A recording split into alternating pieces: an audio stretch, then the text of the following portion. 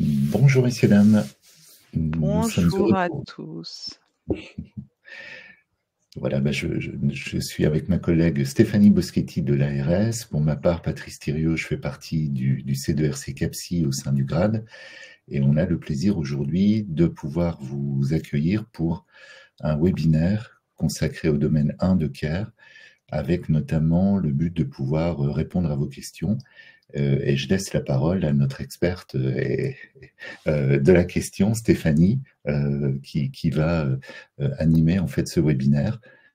Donc, peut-être juste quelques petits conseils, le temps que nos collègues nous rejoignent et les participants se connectent. Vous avez peut-être déjà l'habitude un petit peu de cet outil.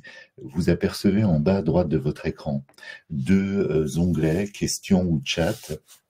Ce que l'on vous conseille peut-être, c'est de pouvoir poser vos questions qui nécessitent une réponse de notre part et un traitement de notre part dans la partie questions. Le chat est plutôt réservé à des échanges entre participants. Ce que l'on fera, en dépit peut-être de ce que vous verrez sur le slide suivant, c'est qu'on traitera peut-être les questions qui apparaissent principalement dans la rubrique questions qui est accessible en bas à droite de votre écran. Donc, compte tenu du nombre de participants, on n'a pas la possibilité malheureusement de vous donner la parole au fil de l'eau. C'est pour ça qu'on vous propose de pouvoir saisir les questions au fil de l'eau dans l'onglet en bas à droite. Et donc, bien évidemment, on pourra y répondre, Stéphanie et moi, dans la mesure du possible, ou éventuellement se réassurer sur des points particuliers auprès de l'ANS qui pilote tout ce dispositif CARE. Voilà un petit peu pour les conseils pratiques. Et comme promis, je laisse la parole à Stéphanie. J'arrête de bavarder. Bonjour à tous, donc bienvenue. Je vois qu'il y a encore certains participants. On va leur laisser encore quelques minutes pour nous rejoindre. Donc comme l'a dit Patrice, donc voilà, n'hésitez pas à poser vos questions. Il y a plusieurs dates de webinaire qui sont prévues. On vous invite à nous poser justement vos questions en amont, comme ça on pourra essayer d'y répondre en séance. La présentation sera aussi communiquée à l'issue. On reprendra aussi les questions-réponses pour que vous ayez une vision d'ensemble. Donc il est 10h03. On peut avancer juste sur la première en attendant que tout le monde nous rejoigne. Donc, comme je vous disais, comme disait Patrice, n'hésitez pas à poser vos questions dans la rubrique questions, c'est plus facile. Si on les trouve dans le chat, on répondra aussi, bien évidemment. On essaiera de faire notre possible pour clarifier certains points. Donc sur les webinaires, donc il y en aura encore 3, le 24 avril, le 22 mai et le 12 juin. On vous enverra la présentation. Vous pourrez aussi, comme ça, cliquer sur les liens et vous inscrire.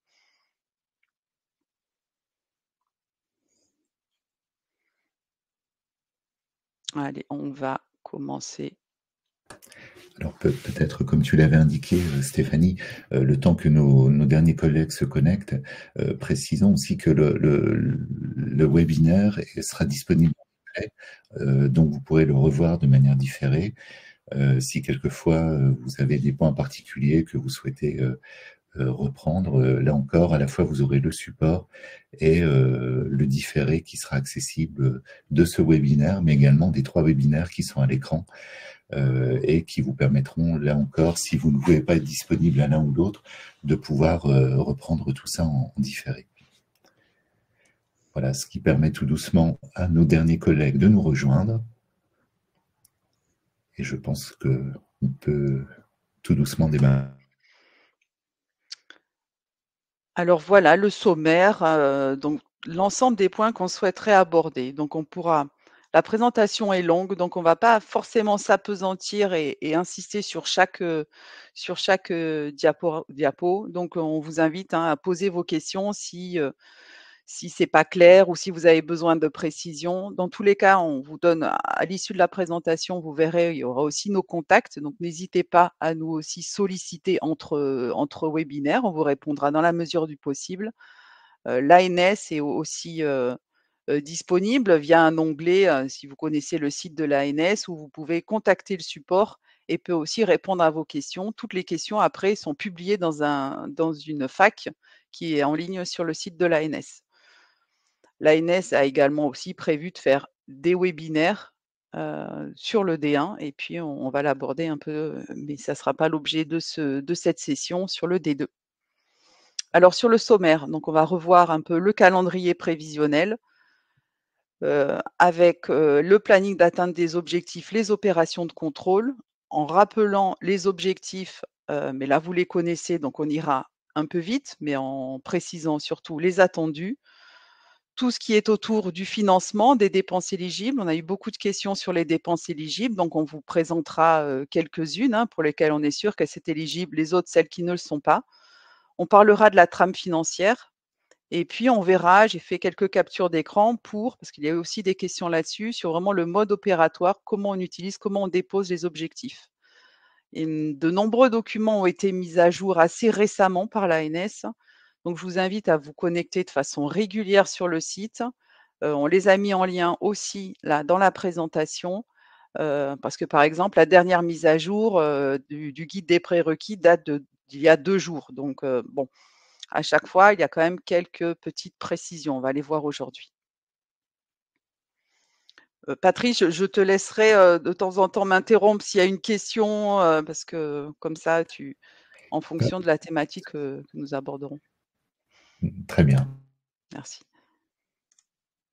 Alors, sur le calendrier prévisionnel des domaines, donc là, c'est une slide générale. Donc, nous sommes vraiment pour l'instant sur le D1, en plein dans la phase opérationnelle. Et la phase opérationnelle se termine au 30 juin 2025, comme vous le savez.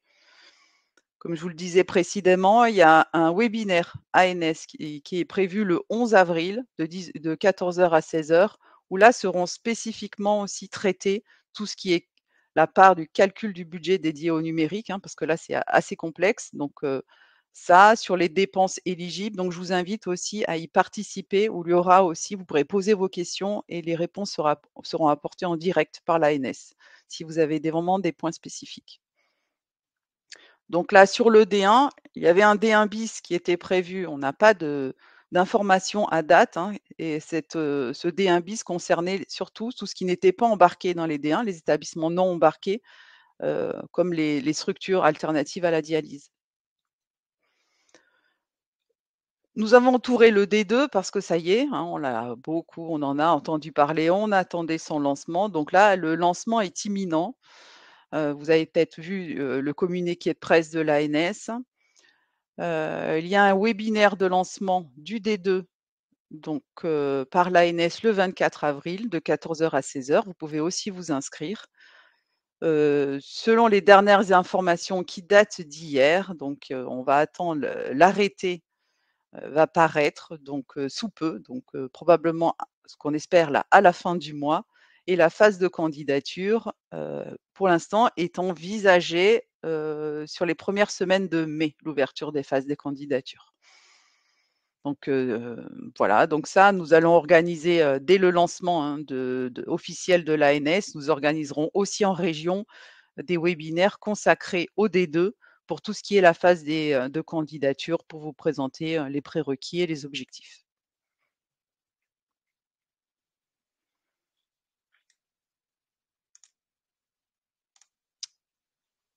Alors, c'est bon pour l'instant, j'ai pas regardé, il n'y a pas de questions, ça va? OK.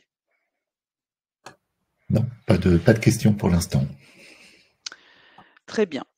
Alors, vous avez vu que peut-être qu'il y a eu un arrêté rectificatif sur ce domaine care qui, en fait, a précisé certaines dates. Donc, alors là, la phase opérationnelle au départ, initialement, au lancement du programme, devait s'arrêter le 22 mars 2024. Donc, on voit qu'elle a été repoussée.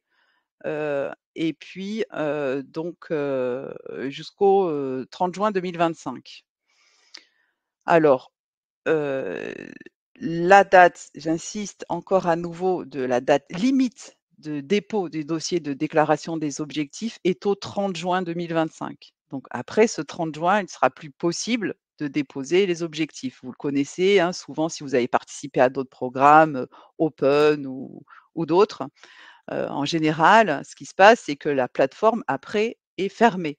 Donc je vous invite à le déposer le plus tôt possible, hein. Vous savez, vous pouvez déposer dès le moment où vous pensez avoir atteint les objectifs, de déposer votre dossier, au plus tôt parce qu'après, on peut revoir du côté ARS, hein, sachant que côté ARS, on a une vision parcellaire des documents que vous déposez parce qu'il y a certains dossiers protégés et que seule l'ANS, peut consulter.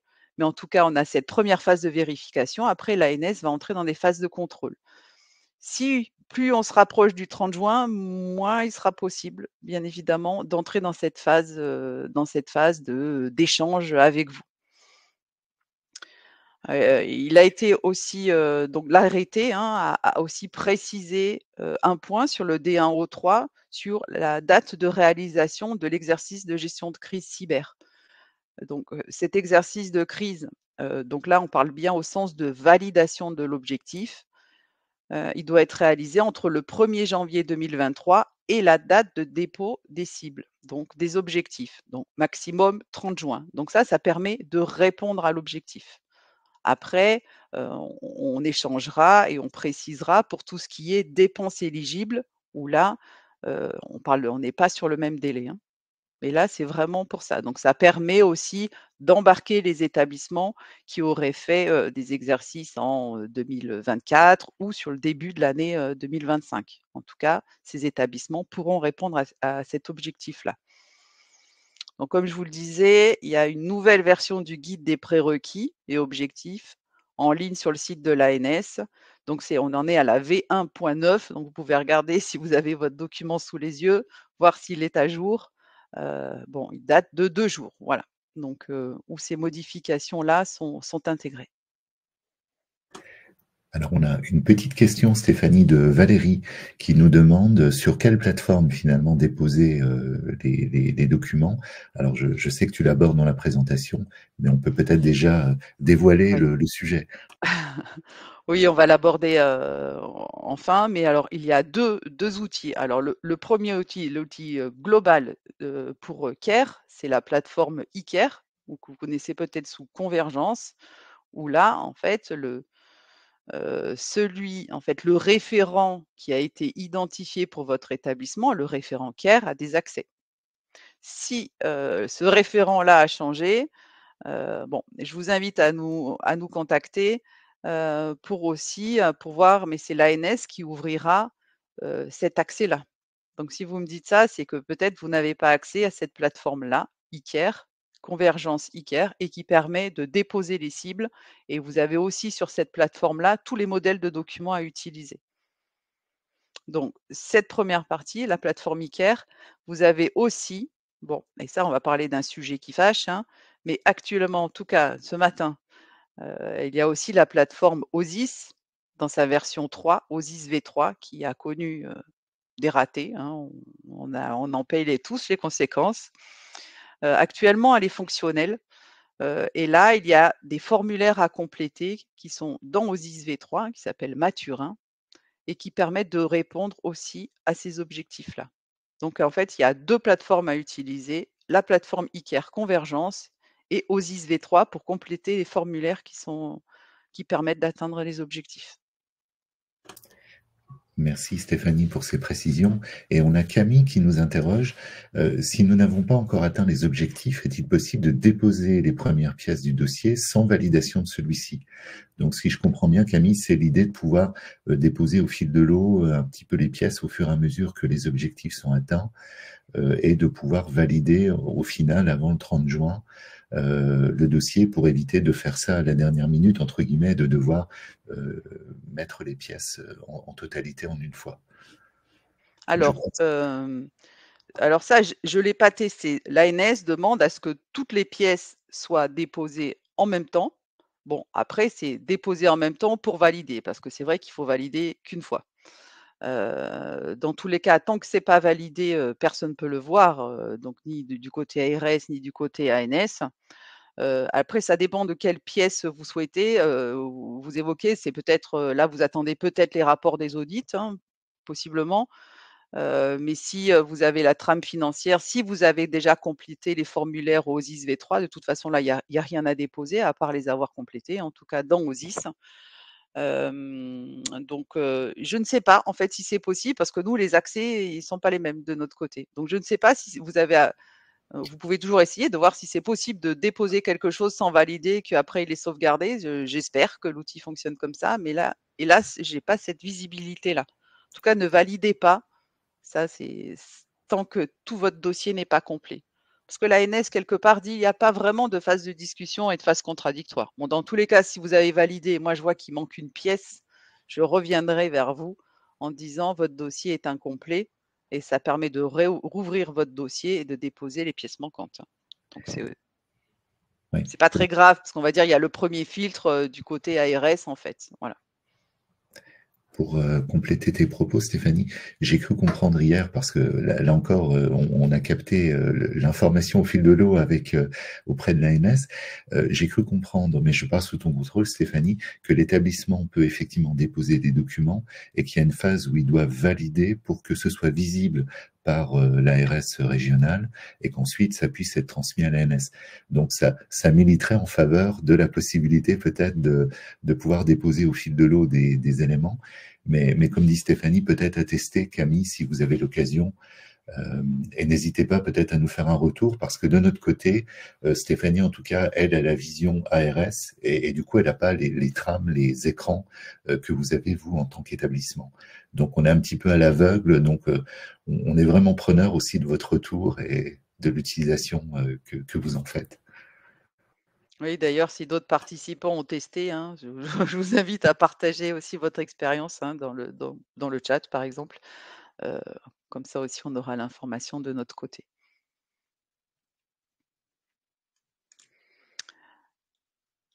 Donc, sur le planning, hein, nous sommes vraiment dans la phase opérationnelle de déclaration d'atteinte des objectifs. Donc, au niveau régional, donc sur les 150 candidats, 2 l'ont fait.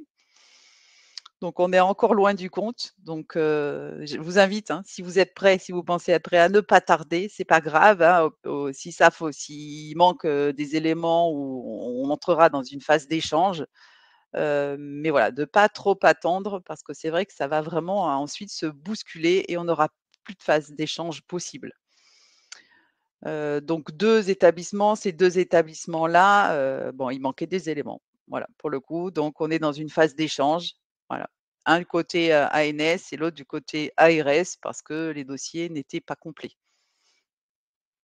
Donc la phase opérationnelle, hein, c'est la période pendant laquelle l'établissement réalise les actions permettant d'atteindre les objectifs. Donc depuis juillet 2004, vous pouvez déposer l'ensemble des documents preuves, hein, comme je disais, en une seule fois. Donc après, vous validez sur la plateforme ICARE Convergence dès que vous avez atteint les objectifs, et ceci avant le 30 juin 2025. Donc, comme je vous disais, de notre côté, on n'a qu'une vision vraiment parcellaire des documents déposés. Donc, de mon côté, je ne suis pas en capacité de voir le nombre d'audits pour voir si la fréquence est respectée. Je ne verrai pas non plus vos scores parce que ça, dans tous les cas, c'est l'ANS, ce sont des données confidentielles et l'ANS c'est l'ANS qui regardera. De notre côté, du côté ARS, on va regarder si vous avez bien complété l'ensemble des documents, trame financière, si vous avez bien inventorié toutes les adresses, si les finesses correspondent, c'est des choses comme ça plutôt. Voilà. Si les formulaires ont bien été complétés dans OSIS V3, voilà, c'est-à-dire qu'au moins les cases, peu importe le score, hein, peu importe le résultat, ça n'a pas d'incidence. Ce qu'il est demandé, c'est que l'ensemble du formulaire soit complété. Voilà, et encore, on verra un peu lequel. Il y a des questions obligatoires, des questions qui sont optionnelles. Ensuite, donc voilà, les phases de déclaration et d'opération de contrôle, l'Agence régionale de santé, l'ANS, donc là, ça peut se faire en parallèle, hein. Depuis juillet, ça pouvait se faire, ça peut se faire. Sachant que tout s'arrête au 30 juin sur la phase de dépôt et qu'après, on va entrer dans une phase de contrôle, donc d'instruction des dossiers par l'ARS, du contrôle par l'Agence du numérique en santé, et le paiement des établissements qui auront atteint les cibles va s'étaler jusqu'à décembre 2025 en fonction du moment où vous allez déposer l'atteinte des cibles. Je vous invite, hein, là, aussi, j'en profite, peut-être je l'aborderai aussi après, c'est un programme européen financé par l'Union européenne et il est nécessaire de, de garder bien l'ensemble des documents preuves, donc toutes vos factures, par exemple, en cas de contrôle, hein. Je ne sais pas si vous en avez eu connaissance, mais dans le cadre d'Open, il y a eu actuellement, qui était financé aussi par l'Europe, des contrôles auprès des ARS, auprès de la DNS, de l'ARS, et puis après, on descend au niveau d'établissement pour voir si le programme finalement n'a pas eu de surcompensation financière et si tout a été bien respecté. Donc là aussi, je vous invite à conserver les factures liées aux dépenses que vous allez déclarer.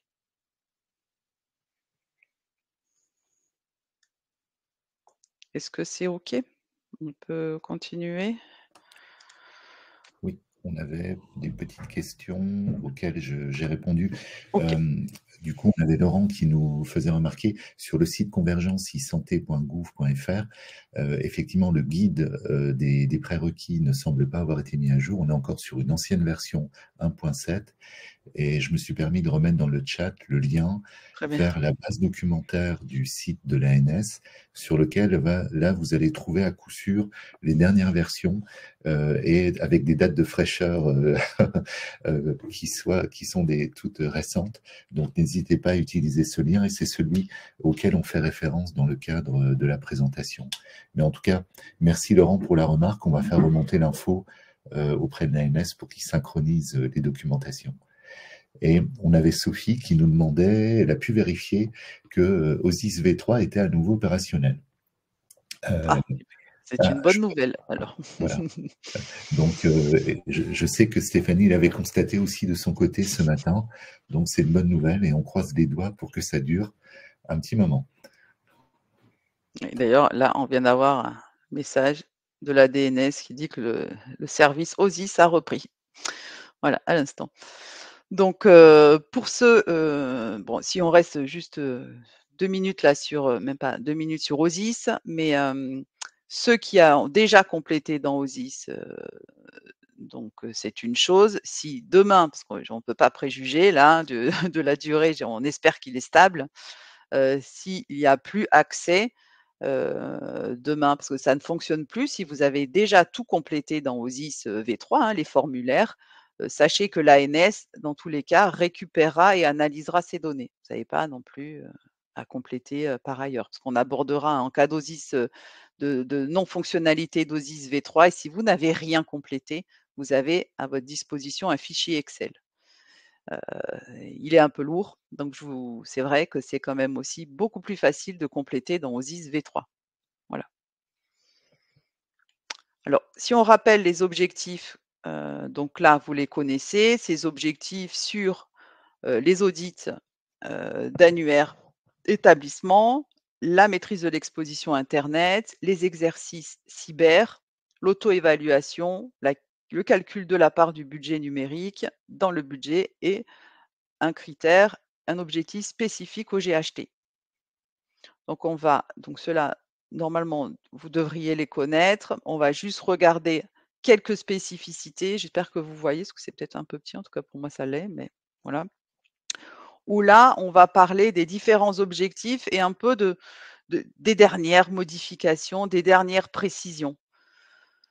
Sur les audits AD, donc ce qui est demandé, hein, c'est d'utiliser Auradad. L'exigence était en fonction des dates, des modifications de la date de la phase opérationnelle, de l'arrêté modificatif. Il faut avoir commencé les audits depuis là, le 20 novembre 2024. Donc là, commencer les audits pour après et en respectant la fréquence demandée. Alors, on va faire après un petit sondage où vous pourrez nous dire si oui ou non vous avez commencé ces audits, parce que ça, on n'a pas cette information. L'ANSSI l'a, mais on aimerait aussi avoir vérifié ces données et l'ANS a besoin aussi de cette information. Donc, si vous pouvez compléter ce sondage en ligne pour nous dire si oui ou non vous avez commencé, si vous avez atteint les scores, si vous avez, respecté la fréquence ou si vous avez des difficultés à le faire.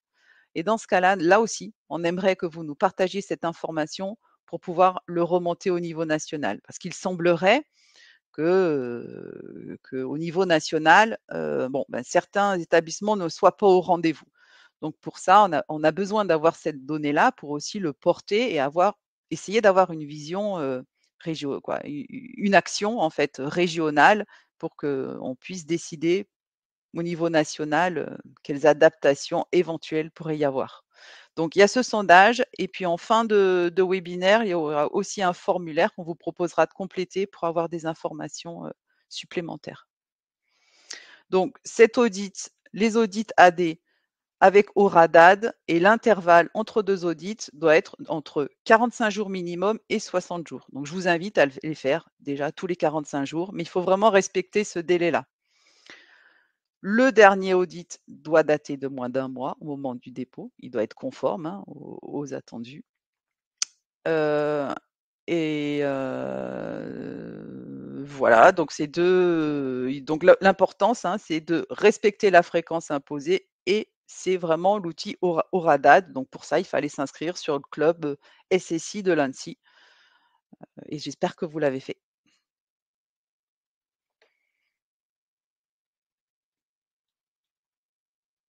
Donc n'hésitez pas à poser vos questions, si vous avez des problématiques ou si vous avez des incompréhensions sur, la fréquence ou l'outil à utiliser. Pour l'instant, nous n'avons pas de questions, mais on peut peut-être préciser, Stéphanie, qu'effectivement, à la fin du webinaire, on vous fera parvenir une petite enquête pour notamment déterminer un petit peu les points de difficulté que vous avez pu connaître ou que vous connaissez sur les différents objectifs à atteindre. Et ça vous permettra, à travers cette enquête, de pouvoir bénéficier d'un soutien supplémentaire de notre part, Stéphanie et moi, pour pouvoir soit lever un petit peu les difficultés que vous avez ou répondre à vos questions. Donc voilà, vous aurez l'occasion aussi de vous exprimer de manière individuelle à travers cette enquête. Et on fera tout à l'heure un petit sondage pour savoir quel est votre sentiment par rapport à l'atteinte des objectifs d'ici juin. Voilà. Et on a Valérie, eh bien justement, qui nous pose une question avec le résultat est de 2 à minimum. Donc sur la partie AD, hein, c'est le score effectivement à obtenir. Tout à fait. Oui, Voilà. oui, tout à fait. Autrement, pour l'instant, on n'avait pas d'autres questions. Ah, je vois que... oui, c'est ça, résultat 2 minimum. Et on a une question de Jérôme sur la partie exposition sur Internet, alors qui nous pose une question spécifique sur qu'en est-il des vulnérabilités critiques liées Alors on va l'aborder après. Donc voilà. juste après, on va juste finir là sur, l'AD. Donc là, on avait repris, on essaie donc là, c'était issu d'un webinaire ANS où il y avait des questions posées sur les Active Directory et des réponses apportées. Donc ça, ils sont en ligne sur le site de l'ANS, hein. C'était la question était, souvent les établissements pouvaient demander, «Si j'ai pas d'AD, qu'est-ce qui se passe? Si j'ai un AD, complètement, sur le cloud, qu'est-ce qui se passe?» Donc ça, c'est des cas particuliers. Donc là, on vous invite et normalement, si vous étiez dans ces cas-là, vous avez dû nous le signaler ou le signaler à l'ANS qui vous a dit et un peu précisé comment faire. Si c'est pas le cas, je vous invite à nous le dire aussi, très rapidement. Bon, sachant que là, les délais, voilà, c'est compliqué comme je vous le disais, les délais parce que les audits devraient avoir commencé depuis quand même maintenant plusieurs mois. Donc aussi, Auradad, hein, est un outil qui est vraiment aussi en constante évolution. Donc là, on nous a dit que normalement, maintenant, il y aurait plus d'évolution. Donc là, oui, pour certains établissements, vous avez constaté qu'il y avait eu des évolutions qui fait que ça avait aussi fait, heu, baisser votre niveau de conformité. Donc non, à date maintenant, il devrait plus y en avoir. Donc voilà, donc ils disent, aussi une précision, hein, c'est qu'actuellement, il y a un nouveau, rapport, ADS peut être généré en complément du rapport initial. Donc ce rapport, il est en version, bêta. mais là, peu importe, hein, finalement, l'évolution du scoring n'interviendra pas en 2025, hein, donc ça n'aura aucun impact sur l'atteinte des objectifs du domaine, sur cette version bêta.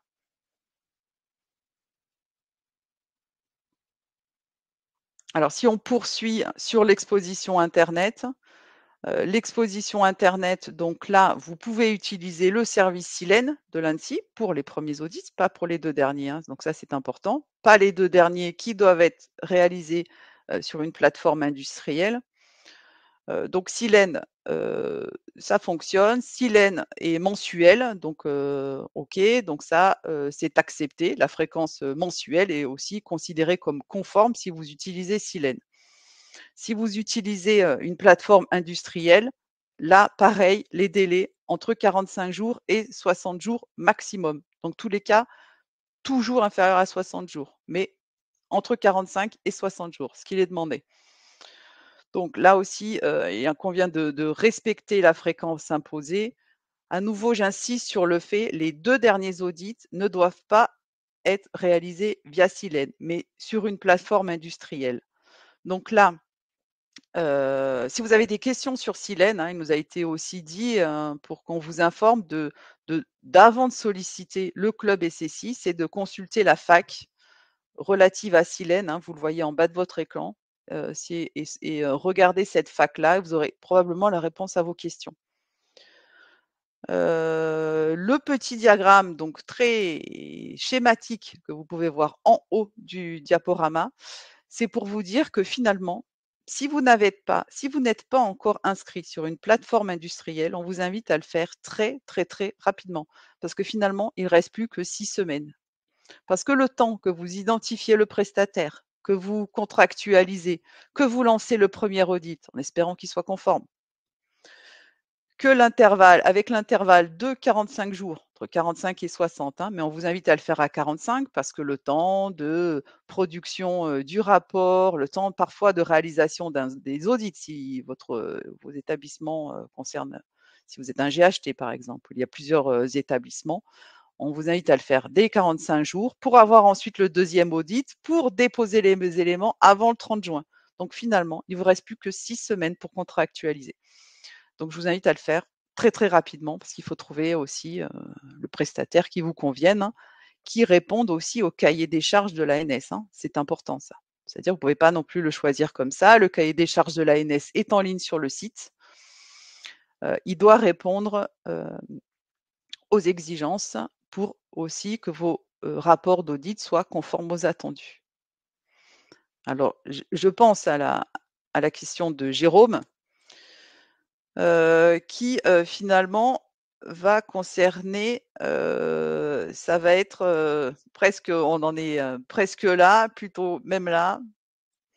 Donc là, vous avez parlé d'une vulnérabilité critique. Alors, est-ce que c'est bien ça dont il était question? Si vous avez une vulnérabilité critique, donc oui, donc là, vous n'avez pas atteint le niveau de conformité.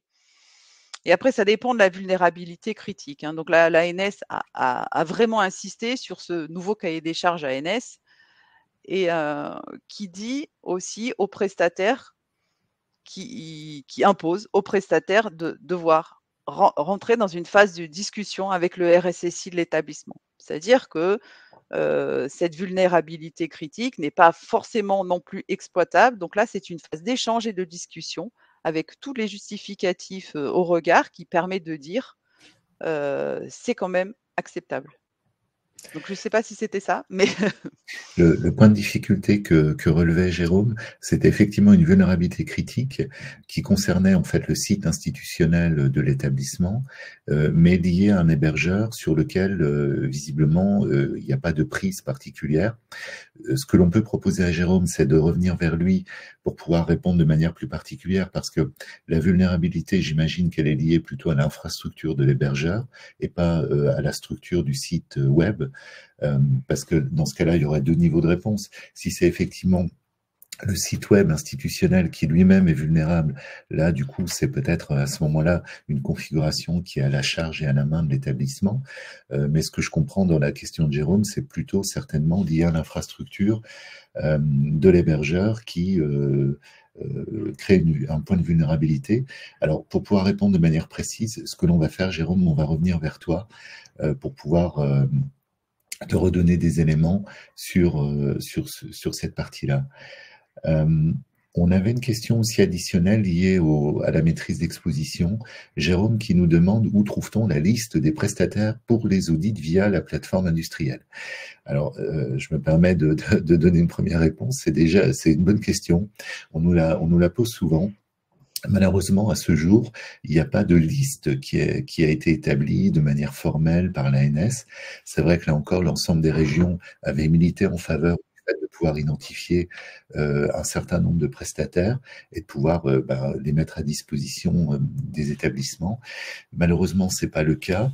Alors, on a essayé en région, là encore, de faire un travail pour pouvoir vérifier par rapport à un certain nombre de prestataires leur conformité au regard du cahier des charges de l'ANS et voir de quelle manière ils répondaient bien au cahier des charges et dans quelle mesure les livrables qu'ils proposaient étaient conformes et compatibles avec notamment les dépôts nécessaires sur les plateformes ANS. Ce que l'on peut faire, Jérôme, là encore, n'hésitez pas peut-être à nous contacter. Vous aurez nos coordonnées à la fin de la présentation.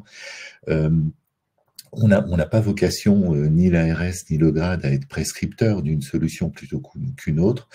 On en a de notre côté évalué 3 qui répondent aujourd'hui au cahier des charges. On a la certitude là-dessus. Et du coup, on peut vous mettre à disposition la liste de ces contacts. Charge à vous, bien sûr, de pouvoir faire votre choix, faire votre marché. Ce sont des solutions qui sont sur des plateformes de marché public. Donc, on a veillé aussi à ce que ce soit compatible structure publique, mais aussi structure privée. Donc, là encore, Jérôme, n'hésitez pas peut-être à revenir vers nous et on pourra vous mettre à disposition la liste. Voilà ce que l'on pouvait vous dire. Je vois qu'on a pas mal de questions qui sont arrivées sur le chat, que je découvre en direct. Alors, Sophie qui nous pose, alors je pense là c'est au titre d'un GHT qui fédère et rassemble les candidatures et nous explique qu'elle a un certain nombre de questions d'établissements partis pour remplir les objectifs 3, 4 et 5 sur la plateforme OSIS, vers qui elle peut se retourner pour obtenir des réponses. Sans trahir de secret, je pense que voilà, c'est auprès de Stéphanie ou moi, Oui, tout vous à aurez nos fait. coordonnées, voilà, en fin de présentation. Du coup, pour les prestataires, oui, d'accord. Donc Jérôme nous précise effectivement, c'est l'exposition d'un service STP. Bon, effectivement, ce qui peut être embêtant.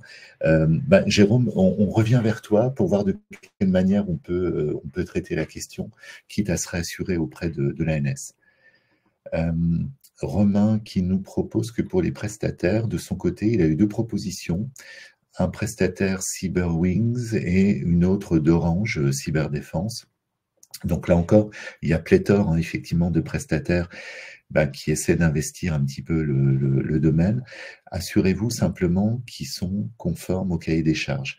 Parce que le risque pour vous, si vous contractualisez, c'est de vous faire retoquer dans le sens où le livrable, du coup, sera pas conforme et sera pas traitable par les plateformes ANS. Et du coup, vous risquez d'être en difficulté. Voilà, je crois que c'était à peu près tout pour les questions. Mais n'hésitez Idem, pas. là, je vois que pour Camille qui pose aussi une question sur la contractualisation. L'offre commerciale, c'est ce que dit Patrice, hein. Le problème de l'offre commerciale, s'il n'y a pas un contrat derrière qui impose aux prestataires de respecter le cahier des charges de l'ANS, de dire qu'il y a aussi une phase, donc le cahier des charges qui inclut la phase de discussion avec le RSSI. Si c'est juste l'offre commerciale, vous n'êtes pas sûr que finalement, ce prestataire, réponde à ces exigences-là et qu'il soit conforme et après accepté par l'ANS. Bon, l'ANS n'a pas souhaité, hein, n'avait pas vocation non plus à référencer ces prestataires-là. donc en tout cas, elle l'a pas fait. Donc on est dans cette, finalement dans un peu ce flou, mais voilà, donc moi je vous invite, hein, à contractualiser et l'offre commerciale, voilà, c'est probablement pas suffisant.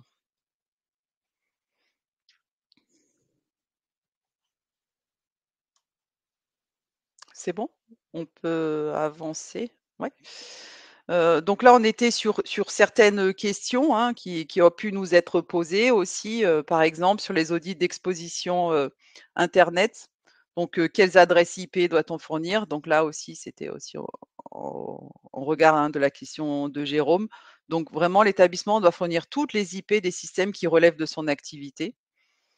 Donc par exemple, les adresses IP d'un hébergeur tiers type OVH, site web hébergé par l'établissement. Donc en fait, hein, de manière générale, c'est tout ce que l'établissement expose sur internet doit être inclus dans le périmètre d'audit. Hem, bon, si c'est un site web externe auquel les équipes n'ont pas accès, il pourra être exclu du périmètre, mais à chaque fois, il faudra toujours justifier, de ce cas particulier dans les rapports. Donc toute, exclusion doit être aussi, documentée.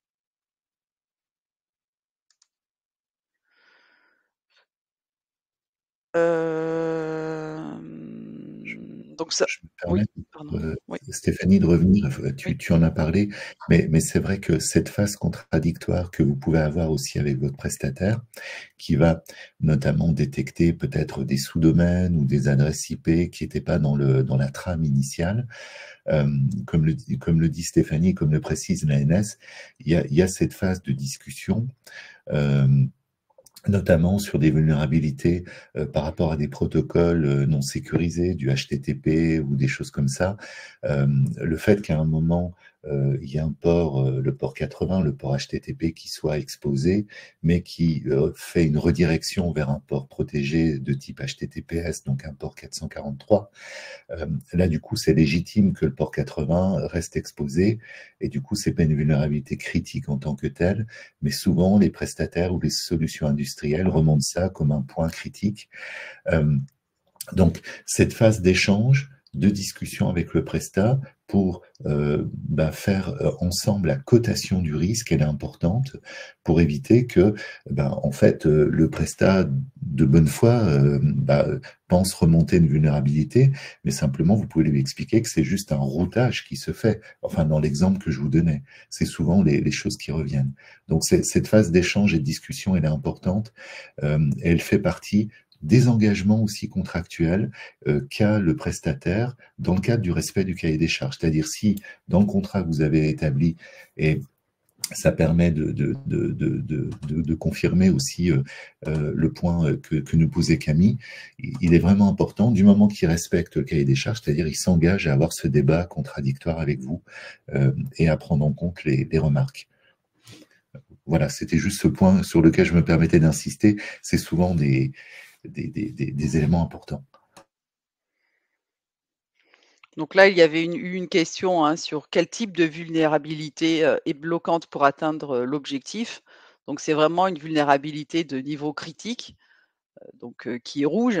Celle qui serait orange, finalement, n'est pas rédhibitoire, mais bon, il est conseillé d'atteindre, finalement, que tout soit vert, que les voyants soient au vert. Pour les GHT, c'est vraiment, hein, l'objectif, c'est d'auditer tout ce qui est exposé par le GHT. Donc ça doit couvrir tout le périmètre. Après, le GHT, il a le choix de réaliser les audits, uniques sur tout son périmètre ou plusieurs audits pour couvrir tout ce périmètre et ça indépendamment du nombre d'audits. Une appli, donc ça, exposée par un fournisseur, fait-elle partie du périmètre? Donc non, dans la mesure où son infrastructure n'est pas opérée par l'établissement. En revanche, si un point d'accès existe entre l'application et le SIH, VPN, API par exemple, celui-ci fait partie du périmètre. Il y avait eu une question à un moment, parce que dans certains établissements, on utilise beaucoup ce logiciel, Bluekangoo. Est-ce qu'il fait partie du périmètre? Donc non, parce qu'il s'agit d'un service consommé et ça n'entre pas dans le périmètre. Il y avait eu une question à un moment sur, quand le service est hébergé, est-ce que l'établissement doit récupérer l'autorisation de l'hébergeur, hein, pour respecter la loi Godefrein? Donc là, dans ce cadre-là, l'audit, comme il porte sur une recherche de vulnérabilité, une information peut suffire.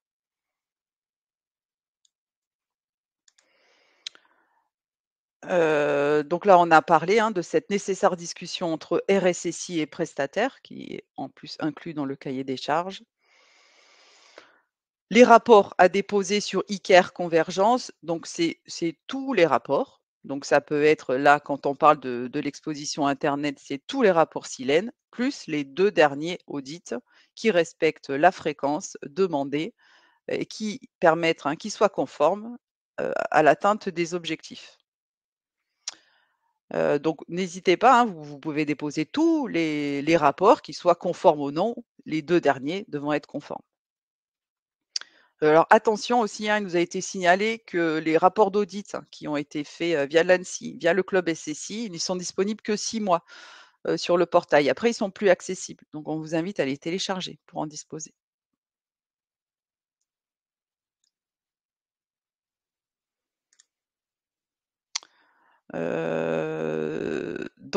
Bon, ça, on en a déjà, parlé, hein, mais c'est de dire la date limite, hein, il fallait commencer les audits avant le 20 novembre. Voilà, donc après, pour ceux qui ont été un peu limites, c'est-à-dire, qui se sont déclarés, vers le 20 novembre. Donc là, c'est vraiment la date d'inscription au club SSI, qui est prise en compte, hein, pour les audits Silène, et la date de demande d'un audit, Horadat, c'est celles-là qui sont pris en compte indépendamment, de la réception du rapport d'audit. Donc voilà, il est précisé, hein, que si les premiers audits n'ont pas été faits avant le 20/11, ben, ça répond pas aux objectifs. Mais c'est pour ça qu'on avait aussi besoin de savoir, si vous voulez bien nous partager l'info, savoir où vous en êtes. Est-ce que Patrice, tu veux? Oui. Alors, on voulait vous proposer un petit sondage en ligne qu'on va faire directement sur l'outil. Je voulais juste peut-être répondre à un complément de question de Sophie qui malheureusement a un souci de connexion, donc n'a pas entendu notre réponse.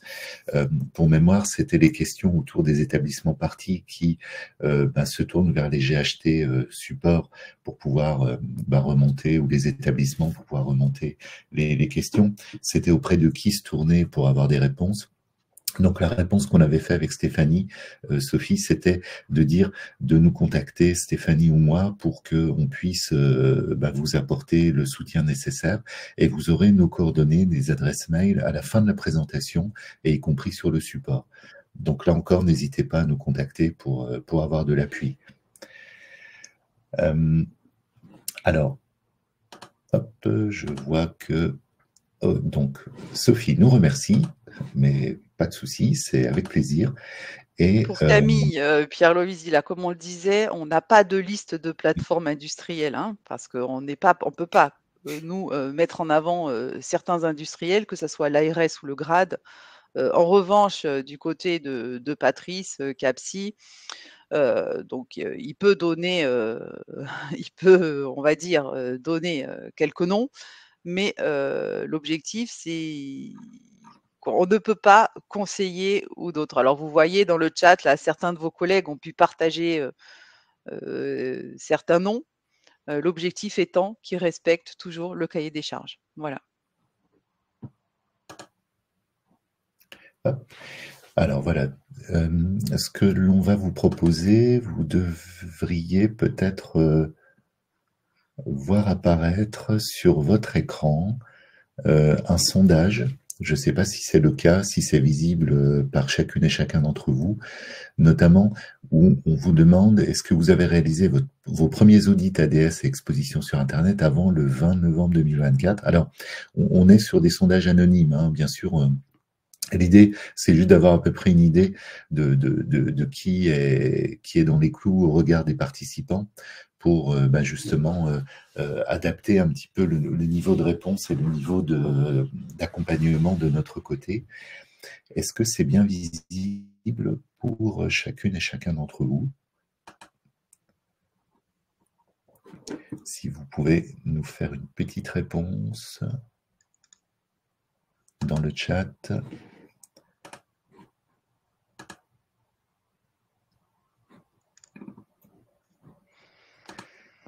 Hop. Et vous avez normalement un deuxième et troisième sondage qu'on vous invite à compléter. Il suffit de cliquer en fait sur le lien sondage qui est en bas à droite, à côté de l'onglet chat et questions. Et logiquement, donc je le fais sans filet, mais vous devriez voir apparaître ces sondages qui vous proposent de répondre.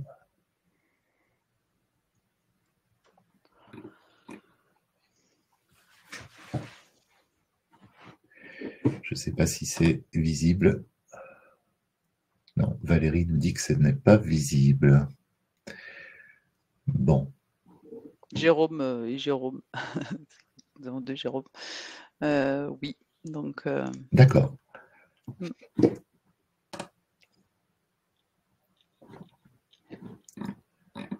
Ok. C'est probablement en bas, non, qu'il est visible, à côté de questions, comme nous. Oui, c'est ça, voilà. Normalement, c'est en cliquant sur ce petit bouton sondage. Hop. Okay.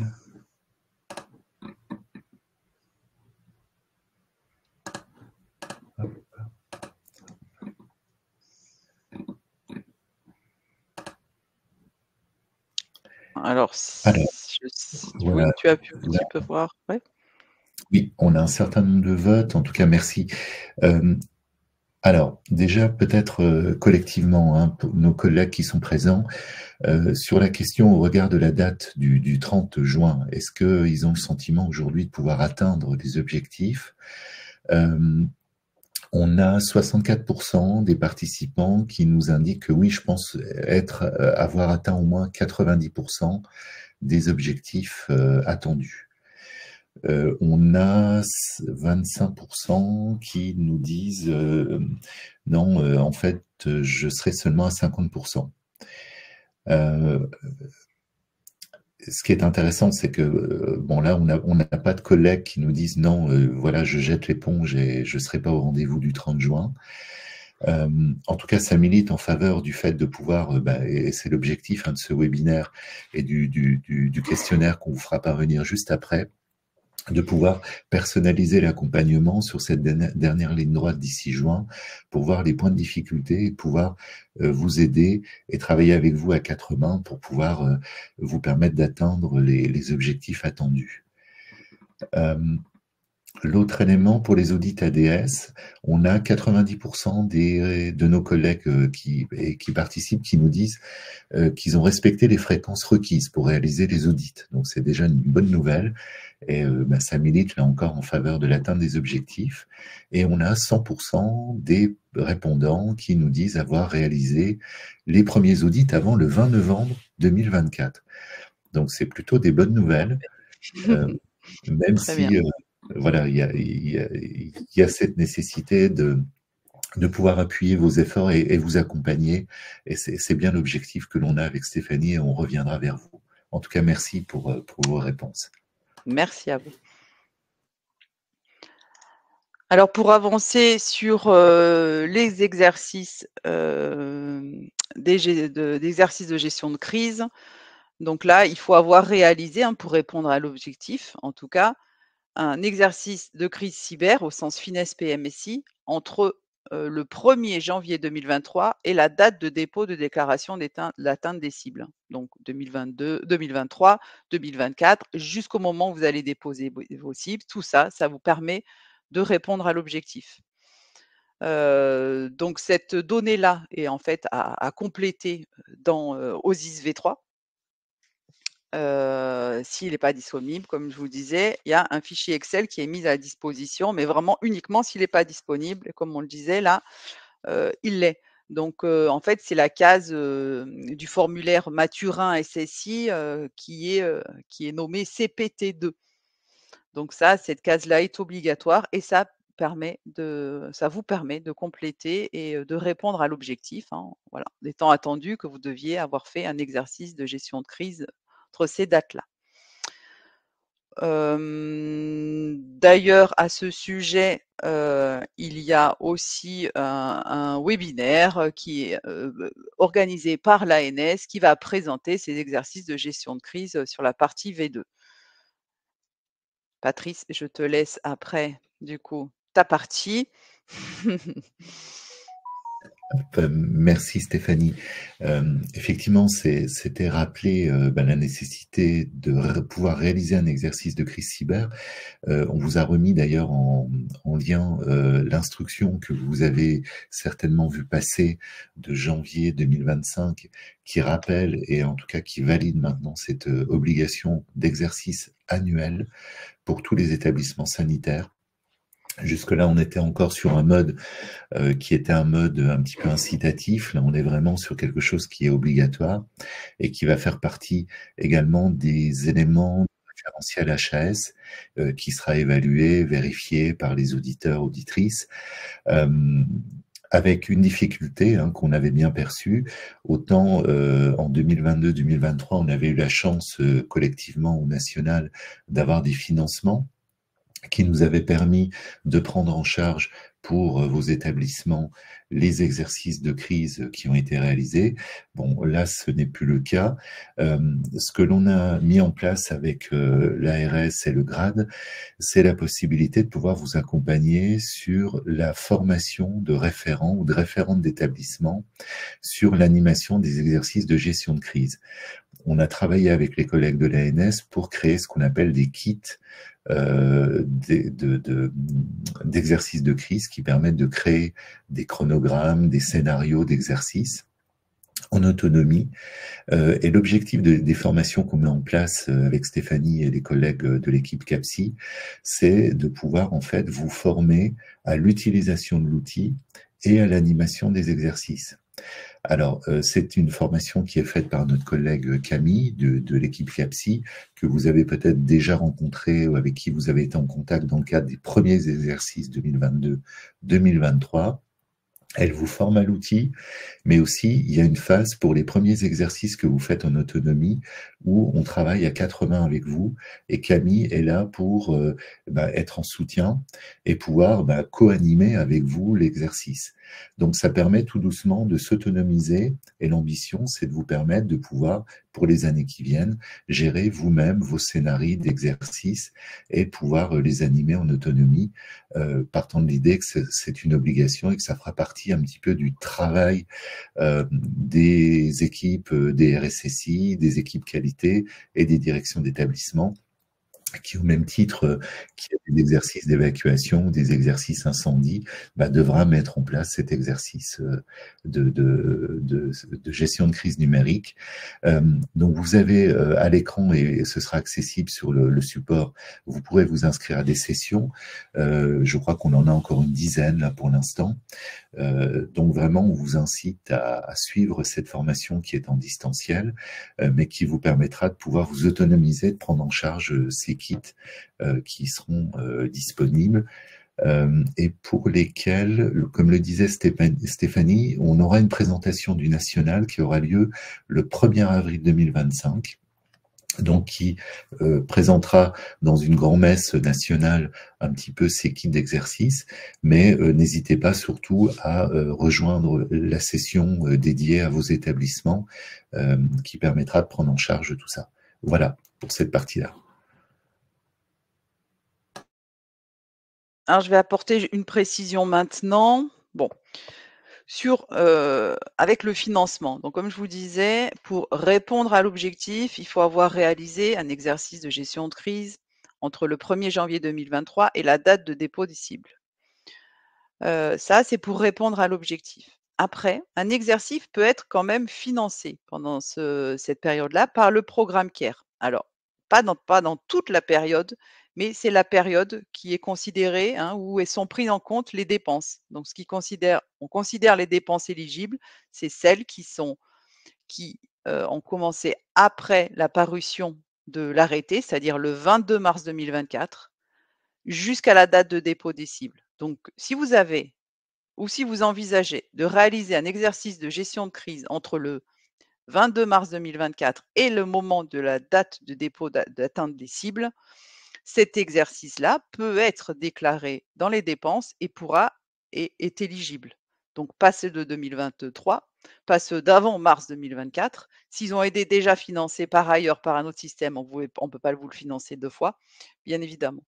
Donc si au moment d'atteindre des objectifs, je donne un exemple, vous avez réalisé un exercice de gestion de crise, en juin 2024, vous pouvez dire: «Pour répondre à cet objectif, je l'ai fait en juin 2024» et en même temps, déclarer la dépense de juin 2024 qui fait partie des dépenses éligibles. Si vous l'avez fait avant, ça ne marchera pas. Il faut vraiment que la date, en fait, au moment où vous déclarez l'atteinte des objectifs, elle corresponde entre la date de réalisation et la facture associée.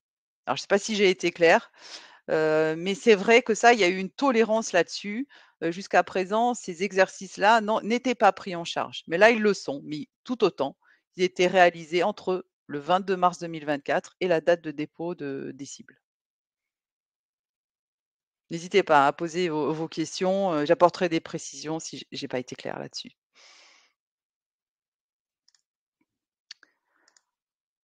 Donc ça, c'était sur, l'exercice 3,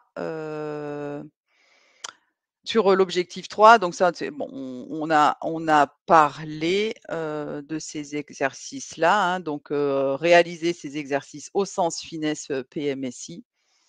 Au niveau des GHT, un exercice de crise doit être réalisé dans chaque entité juridique, hein, du GHT. Cependant, il y a une tolérance, hein. Un exercice réalisé au niveau d'un GHT, mais impliquant plusieurs EJ, pourra valider cet objectif à condition que les directions des EJ concernées aient été impliquées dans cet exercice et que le SI de ces EJ soit unique. Donc c'est quand même sous condition, forte. Il y a eu une question sur un établissement qui aurait été cyberattaqué en 2023. Est-ce qu'il est exempté? Alors il n'est pas exempté d'office, non. En revanche, on pourrait éventuellement, cet établissement pourrait être éventuellement exempté de la réalisation d'un exercice de crise, mais ça dépendra de la gravité de l'attaque subie, des rétex qui auraient pu en être faits, des actions de rémédiation associées et tout ça doit être fourni comme justificatif. Donc là, je vous invite aussi à nous contacter si vous êtes dans ce cas-là. Donc là, j'ai parlé, hein, de ces exercices, et du financement. Donc là aussi, il y a un exemple là-dessus. Donc on va avancer parce que le temps passe. Sur l'objectif, O4, donc là, c'est une auto-évaluation en matière de maturité vis-à-vis des risques cyber. Donc là, c'est les formulaires Maturin à compléter, dans OSIS V3. Si ça fonctionne pas, hein, je vous le redis, mais vraiment si ça ne fonctionne pas, vous pouvez utiliser le fichier Excel, mais c'est lourd, c'est beaucoup plus lourd. Donc en fait, il y a 2 formulaires, hein, dans OSIS V3. Il y a un formulaire qui concerne les mesures prioritaires, donc MPR, mesures prioritaires, ces 43 mesures doivent être complétées, elles sont obligatoires. Mais comme je vous disais, il n'y a pas un niveau, pas un score, à atteindre. C'est vraiment que vous ayez pu, remplir la case afin de préciser les données. Donc c'est vraiment l'élément contrôlé, ce sont la complétude des informations. Donc là, les 43 mesures prioritaires sont à compléter. Et ça va vous permettre d'avoir une visibilité, hein, sur, votre maturité que vous devez, déjà connaître, je suppose. Donc ça, c'est pour, O4, donc ça, c'est bien, OSIS V3. De toute façon, maintenant, OSIS V2 n'est plus du tout, disponible, hein. Sur j'avance, hein, tu m'interromps Patrice si, sur l'objectif 5 qui est calculer la part du numérique dans le budget. Donc là aussi, c'est une case à compléter, sur OSIS V3. Donc bon, outre le fait de compléter la case, il faut arriver à calculer la part du budget là, qui, peut parfois, être complexe. Donc là, heu, ce qu'il est, conseillé, c'est d'utiliser, en tout cas ce qui est donné comme piste pour ce faire, c'est d'utiliser, donc on va le voir là, la note d'information des GOS qui date du 26 septembre 2019, qui va donner des éléments, qui va vous, en fait, expliquer un peu comment calculer cette part. Donc cette note-là, elle est à destination, finalement, elle peut être utilisée par tous les établissements, qu'ils soient publics ou privés. Donc c'est un tableau, à compléter et qui vous permet après d'avoir une idée des charges et mettre au regard des éventuels, tout ce que vous avez pu des éventuelles ressources qui pourraient, permettre de calculer ce budget. Donc dans le guide, en fait, vous avez la formule. La formule est assez facile, quoi, sur le papier, qui est de dire: le numérateur, c'est le total des dépenses liées au compte couvrant le champ du numérique et le dénominateur, c'est le total des dépenses tous comptes confondus. Donc il est demandé de ne pas intégrer la rémunération des personnels. Donc ça, c'est l'annexe C, donc c'est de la note d'information des GOS. Et le montant des subventions CARE, en fait, a priori, n'a pas à être déduit du montant du budget calculé. Alors je peux comprendre. Alors peut-être vous n'avez pas du tout de problème pour compléter, cette case-là, hein. Donc là, en fait, l'objectif, c'est de vraiment comparer la part du budget de votre établissement, du budget numérique, hein. Maintenant le budget consacré, au numérique dans votre établissement et le comparer à ce qui était jusqu'à présent, courant de dire 1,6 ou 1,7. Donc c'est pour ça que l'ANS demande à essayer d'avoir les mêmes modalités de recueil des données pour pouvoir comparer ce que vous allez écrire là, dans cette case-là, hein, la part du budget à ce 1,7. Je vous invite aussi, si vous avez des questions aussi là, particulières, spécifiques là-dessus, à participer au webinaire de l'ANS du 11 avril, hein, je crois que c'est ça, qui traitera spécifiquement de cet objectif-là, hein, parce que, il semblerait que les établissements aient du mal et des difficultés à calculer, ce budget-là.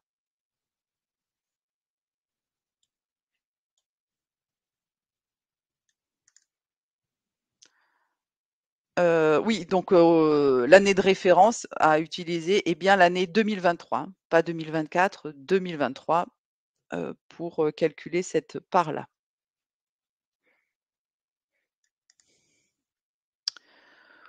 Pour, l'objectif 6 qui concerne, les GHT, donc là, il y a eu une petite modification, que vous voyez en bas de votre écran, sur, le jalon, en fait, hein. Donc l'objectif est de renforcer la convergence des GHT.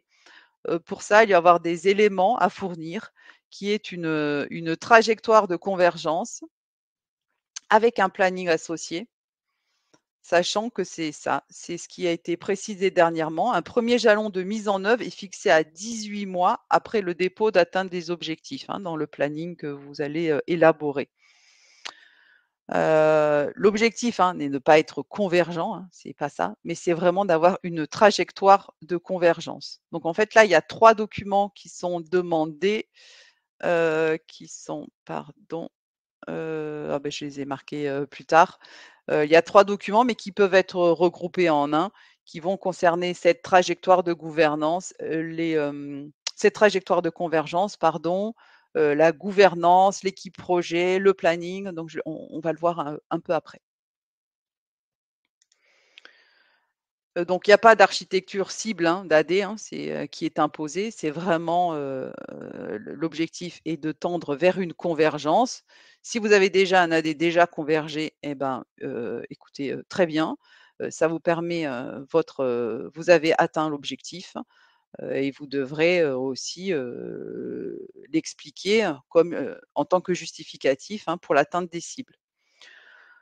Concernant le financement, ce qui est aussi, dit, c'est que ce n'est pas, les opérations techniques de convergence, donc les prestations de réalisation, peuvent être prises en charge. En revanche, les outils de convergence, non. Voilà, donc tout ce qui accompagne cette convergence, oui, sinon non. Donc on verra un peu plus tard là, ce qui peut être pris en charge.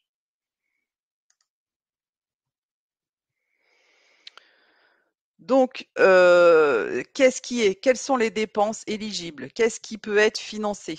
Donc, il y a une trame, hein. Vous avez la trame du bilan financier qui va vous permettre aussi de décrire. Donc, cette trame est en ligne sur Iker, elle est aussi en ligne sur l'ANS. Vous devez compléter l'ensemble des cases pour pouvoir finalement déclarer les sommes et les coûts engagés dans le cadre de l'atteinte des objectifs du programme. Donc, il y a plusieurs onglets, les coûts internes, les coûts externes, d'autres coûts et les recettes perçues, hein, parce qu'on met aussi en corrélation finalement les coûts et les recettes. Donc, sur cette partie coûts internes, qui finalement est là, les coûts internes, elle a été modifiée cette trame. Alors je vous invite vraiment à utiliser la dernière version parce qu'elle est pas, elle a été vraiment modifiée par rapport à celle que vous avez connue précédemment. Donc là, ça permet en fait de décrire pour chaque salarié, donc de façon anonyme, hein, donc vous mettez le matricule par exemple. Donc finalement, le salaire et ce que ça a coûté à l'établissement, finalement ce que vous a coûté pour atteindre ces objectifs-là.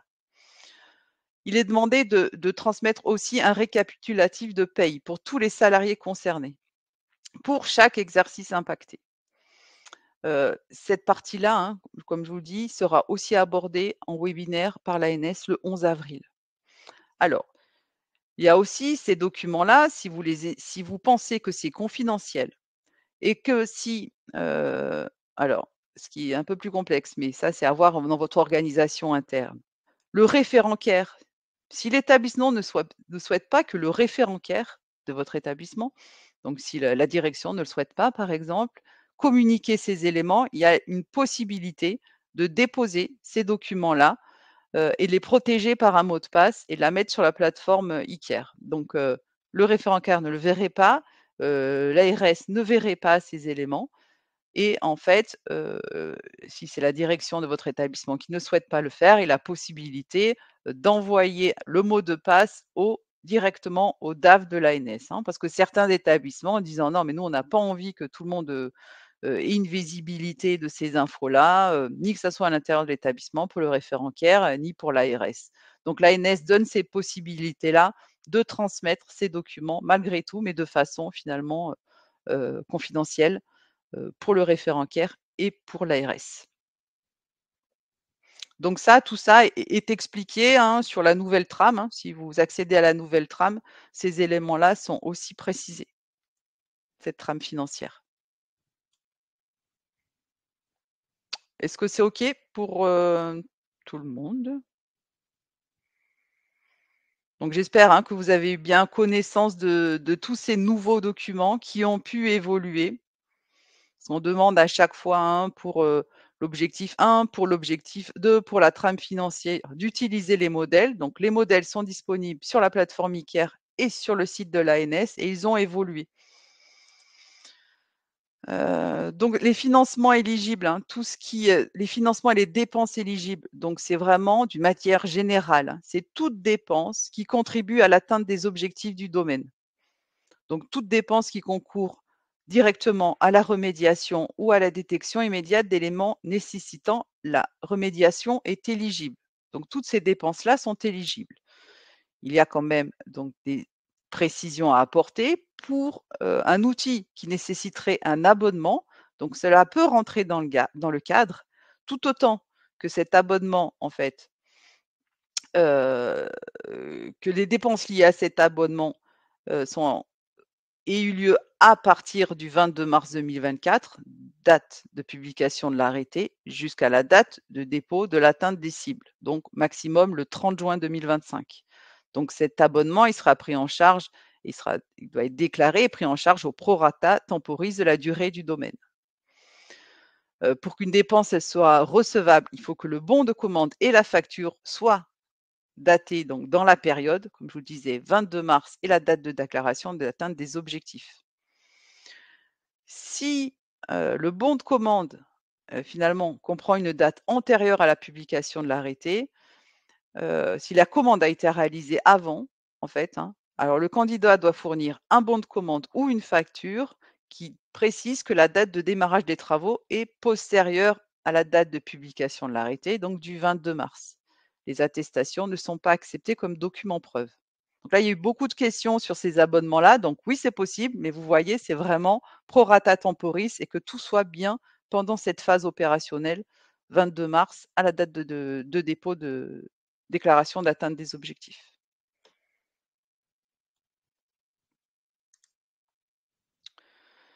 Donc par exemple, hein, voilà, là on voit des dépenses éligibles pour l'ensemble des domaines. Donc des prestations d'accompagnement à la détection des vulnérabilités sont éligibles. Une solution qui audite l'AD en continu, ça l'est aussi. Une solution de gestion des vulnérabilités, oui. En revanche, pas une solution LAPS de gestion des mots de passe. Pour l'exposition Internet, une solution PAM de contrôle des accès, oui. Des pare-feux périmétriques ou WAF, oui, mais pas ce qui peut être solution de MFA, une application SaaS exposée par un fournisseur, des outils de mise à jour sur des serveurs Linux, une maintenance autour d'un Fortinet, une analyse de risque, un abonnement PRIS, un EDR, tout ça, ce ne sont pas des dépenses éligibles.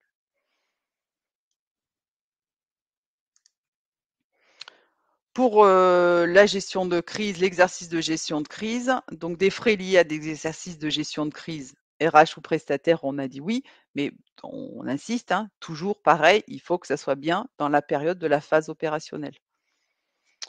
Pour la convergence des GHT, des AD, donc une analyse de risque par un cabinet externe, donc oui, c'est possible. Par contre, des équipements qui permettent la convergence des AD, non. Firewall, bastion interne, non.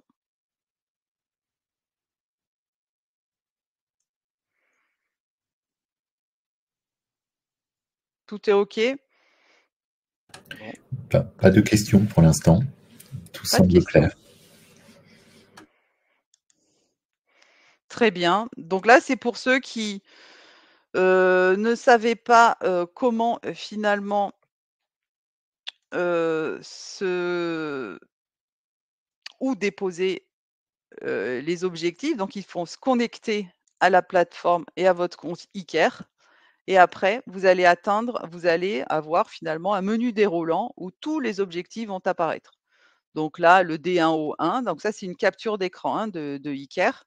Donc sur le D1O1, donc on va vous demander d'utiliser le modèle de recueil D1O1A. Donc là, il est disponible à cet endroit-là, hein, j'ai en surligné jaune. Si vous cliquez dessus sur la plateforme CARE, vous allez avoir le modèle, vous le complétez et vous le déposez.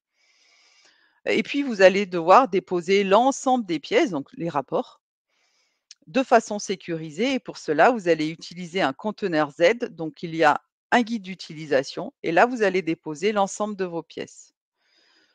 Je vous invite à regarder le modèle, si vous l'aviez enregistré hein, en local, le modèle de recueil a évolué. Vous voyez, c'est avec les cases rouges, là, c'est ce qui a été modifié, par exemple. Donc, il faut utiliser cette dernière version-là, disponible sur ICARE ou sur le site de l'ANS.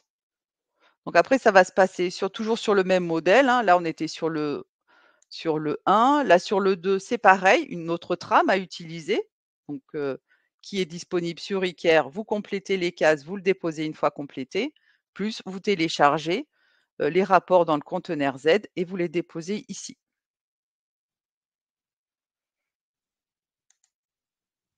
Pour le risque cyber, donc là, ce qu'il faut faire, c'est de compléter donc finalement la case adéquate sur le formulaire Maturin de OSIS V3 et de déposer le rapport de réalisation de l'exercice. Donc là, ça dépendra quand vous l'aurez fait, 2023, 2024. Là où j'ai marqué début 2025, c'est jusqu'à la date de dépôt maximum de dépôt des cibles, 30 juin 2025. Donc sur la base de kit ANS ou une attestation de réalisation par le prestataire, l'ARS ou le grade.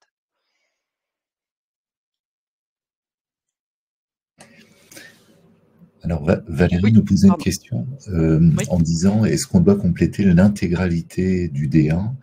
Donc j'imagine la question c'est est-ce qu'on doit souscrire et répondre à l'ensemble des objectifs? Oui, C'est bien l'objet, hein, je pense, tout Stéphanie. à fait, tout à fait.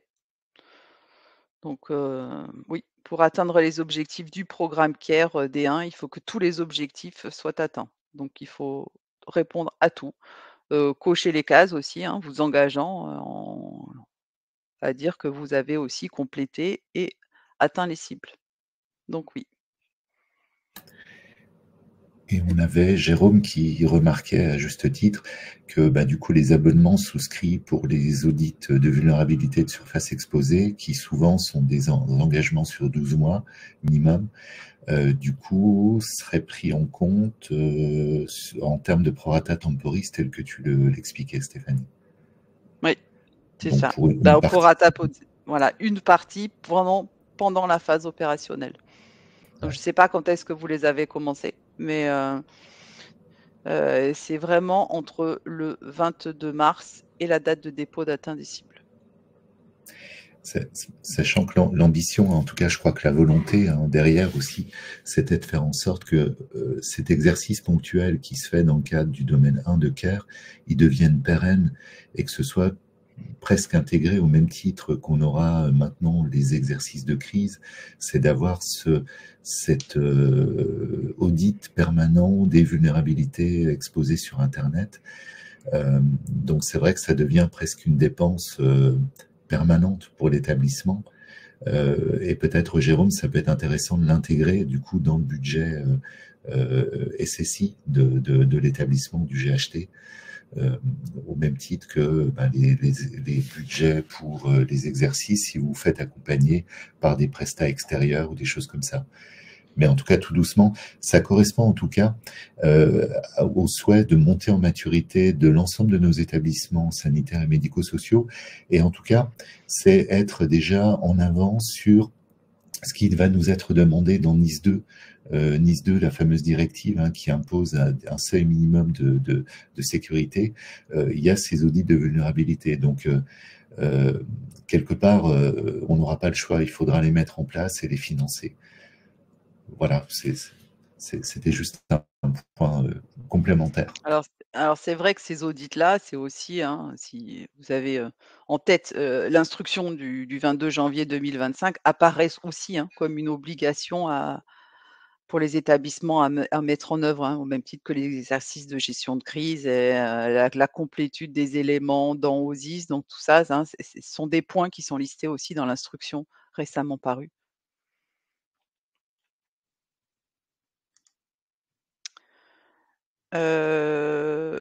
Donc sur voilà, donc là, si on est toujours sur ICARE, donc pour valider l'objectif 4 ou 5, c'est à peu près la même chose. Donc là, c'est compléter les formulaires de Mathurin SI dans OSIS. Donc là, donc répondre aux 43 mesures prioritaires.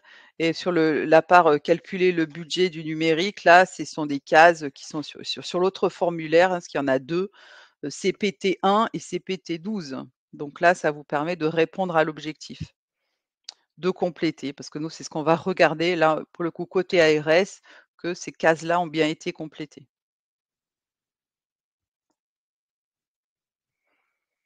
Donc, cochez la case ici, vous voyez, il y a des cases à cocher. Cochez la case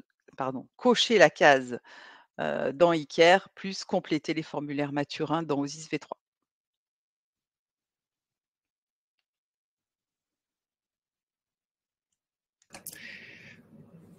On avait effectivement une remarque que citait Jérôme et sur lequel acquiesçait Valérie, qui est effectivement les budgets SSI des établissements sont pas toujours extensibles.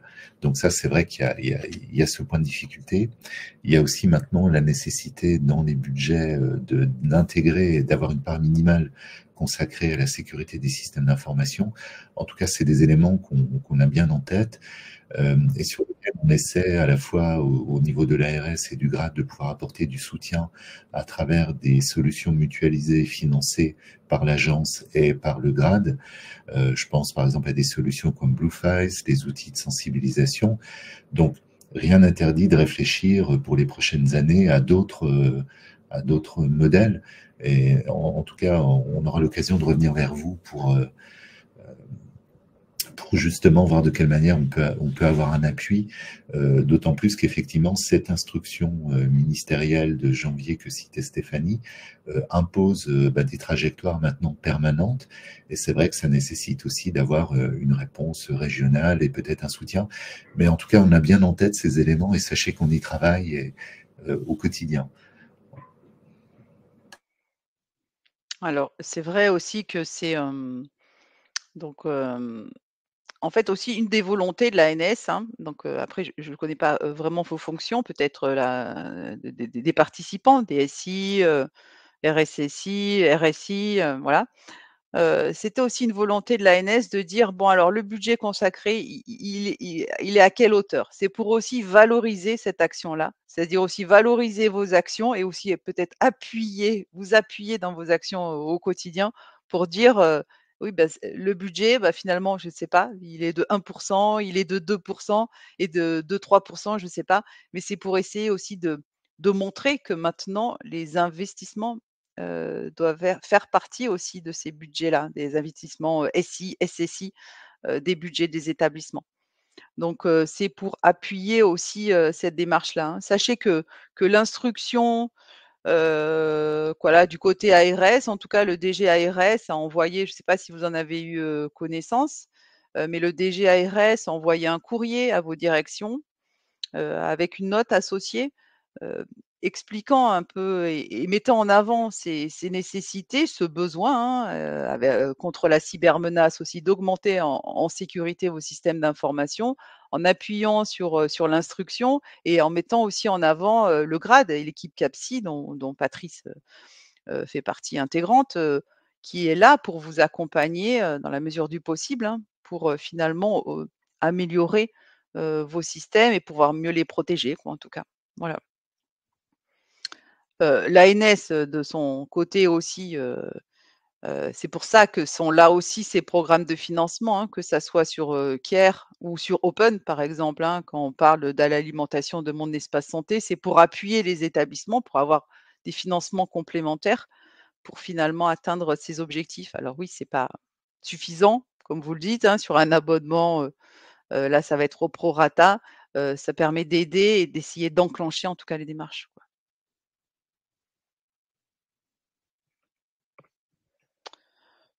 Donc là, on a fini, hein, donc là, c'était sur le domaine 6, hein, pour les GHT, donc il y a 3 documents qui doivent être déposés. Ils peuvent être regroupés en un, mais en tout cas, ces 3 thématiques doivent être abordées. La constitution de l'équipe projet, hein, pour la convergence des AD, le schéma de gouvernance, une trajectoire de convergence avec planning associé.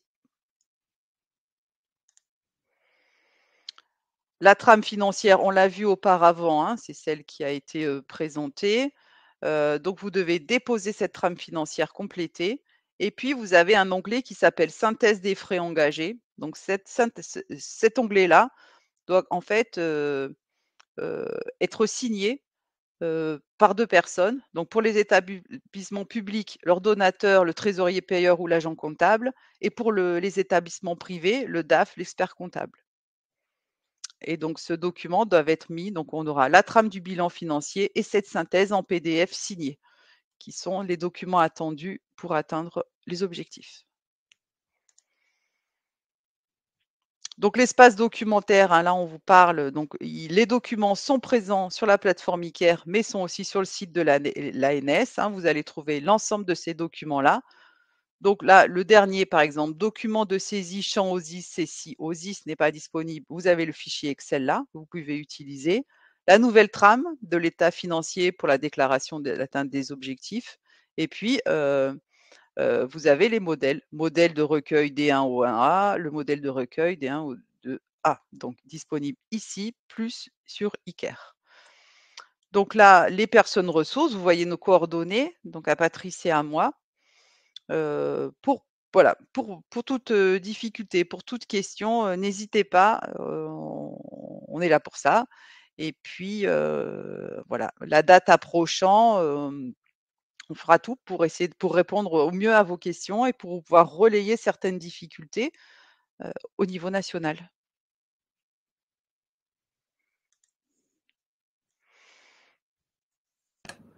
Voilà, ce que l'on souhaitait vous proposer également, c'était vous mettre à disposition un lien permanent d'enquête que je suis en train dont je suis en train de vous copier le lien dans le chat.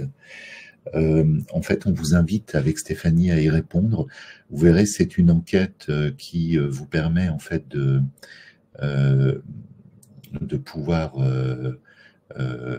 nous indiquer les points de difficulté sur l'ensemble des objectifs qui vous ont été indiqués, pour nous permettre justement de pouvoir cibler un petit peu notre accompagnement et nous permettre de revenir vers vous pour vous apporter du soutien, des réponses ou éventuellement porter vos points de difficulté auprès de l'ANS pour se réassurer et obtenir des réponses aussi. Donc vraiment, on vous fera parvenir un mail particulier, hein, vous redonnant le lien, mais vous l'avez d'ores et déjà. On vous invite avec Stéphanie à le compléter.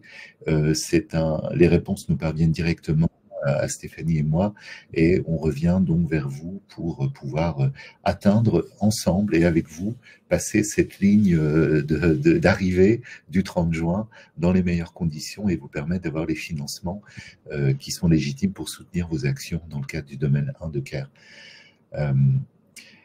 Donc, merci d'avance pour la complétude, en tout cas, de cette enquête. Et donc, on communiquera, hein, on vous transmettra le support, les questions-réponses, l'enquête ici, et puis comme ça, vous aurez aussi tous les liens et si vous voulez aussi participer ou dire à vos collègues de participer au prochain webinaire. Voilà, donc n'hésitez pas et puis n'hésitez pas aussi à nous contacter en cas de difficulté. Puis en tout cas, bravo à Stéphanie qui a été particulièrement efficace. On est pile à 1h30. On avait prévu 1h30. En tout cas, un grand merci à chacune et chacun d'entre vous pour votre présence. Et puis, comme le disait Stéphanie, n'oubliez pas, on a l'opportunité de se revoir au mois d'avril, de se revoir au mois de mai. L'idée est vraiment de pouvoir vous accompagner dans toute cette démarche. Donc, si vous avez des questions, on vous rappellera également l'enquête en cours, mais également le formulaire qui vous permet, par anticipation, de pouvoir poser des questions auxquelles on répondra dès le mois d'avril et dès le mois de mai. Voilà, Stéphanie, je te laisse le mot de la fin. Écoutez, merci à tous pour votre participation, pour vos questions. Voilà, n'hésitez pas à nous contacter, à contacter le centre de ressources cybersécurité CAPSI du GRAD, qui peut vous proposer aussi des solutions, des offres et un accompagnement spécifique sur vos démarches.